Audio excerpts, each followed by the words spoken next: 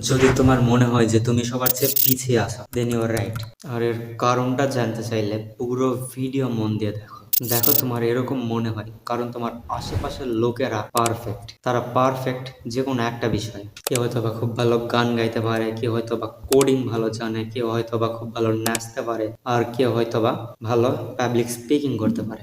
সবার কাছে এমন একটা স্কিল আছে যেখানে সে পারফেক্ট। বাট তুমি হচ্ছে আমার মতো, তুমি সব কিছুই পারো কিন্তু একটু একটু করে, কোনো কিছুতেই তুমি পারফেক্ট নও। আর এই কারণেই মনে হয় যে তুমি সবার চেয়ে পিছনে পড়ে আছো। হ্যাঁ, একটা বিষয় দক্ষতা অর্জন করা খুবই জরুরি, বাট এটা মনে করো না যে তুমি কারো চেয়ে কোনো অংশে কম। তুমি এরকম হয়েছে এর কারণ হচ্ছে অ্যাডাপটিভ পার্সোনালিটি। আর পৃথিবীতে প্রতিদিন, প্রতি ঘন্টা, প্রতি মিনিটে নতুন নতুন চেঞ্জেস আসছে।